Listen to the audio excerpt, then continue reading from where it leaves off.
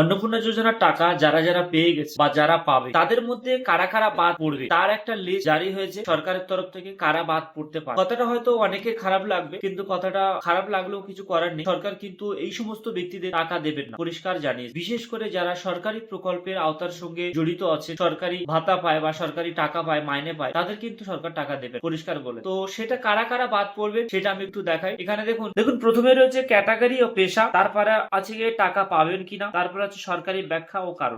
Category পেশা কি? অঙ্গনারী কর্মী ও সহায়িকা, তারা টাকা পাবে না। তার কারণ হচ্ছে তারা সরকারি ব্যবস্থার সঙ্গে যুক্ত এবং মাসিক ভিত্তিতে পারিশ্রমিক পায়। তারপর হচ্ছে আশা কর্মী, তারাও পাবে না। তারা সরকারি স্বাস্থ্য পরিষেবা যুক্ত এবং নিয়মিত সরকারি ভাতা পায়। সিভিক ভলেন্টিয়ার, তারাও পাবে না, মাসিক নির্দিষ্ট পারিশ্রমিক বা ভাতা পান। পার্শ্ব শিক্ষক, তারাও পাবেন না। শিক্ষা দপ্তরের সঙ্গে যুক্ত এবং সরকারি বেতন কাঠামো এবং ভাতার আওতাভুক্ত। সরকারি কর্মচারীর পরিবার, তারাও পাবে না। যদি আবেদনকারীর স্বামী, শ্বশুর বা পরিবারে কেউ সরকারি চাকরি করে বা পেশা পান, তাদের নাম আপাতত তালিকায় আসবে না। আয়কর দাতার পরিবার, তারাও পাবে না। পরিবারের কোন সদস্য ইনকাম ট্যাক্স দিলে প্রকৃত অভাবী মহিলাদের অগ্রাধিকার দেওয়ার জন্য তাদের নাম আপাতত স্থগিত থাকে। এবার একটা কথা বলি, এদের ভিতরে কিন্তু অনেকেই টাকা পেয়ে গেছে, তাহলে তাদের কি হবে? তাদেরকে কিন্তু সমস্ত ডকুমেন্টস ভেরিফাই করা হবে প্রত্যেকের, বিশেষ করে যারা সরকারি আছে সবার ভেরিফাই করার পরে এখন তাদের কি হবে? সরকার কিন্তু ভেরিফাই করছে, হয়তো সময় লাগবে, কিন্তু ভেরিফাই করে এই সমস্ত যারা সরকারি আওতায় আছে এদের নাম কিন্তু কেটে বাদ যাবে। বিশেষ করে যারা যোগ্য, সরকারি কোনো পেশার সঙ্গে যুক্ত নয়, তারা এই ভাতার টাকা পাবে। গতকালকে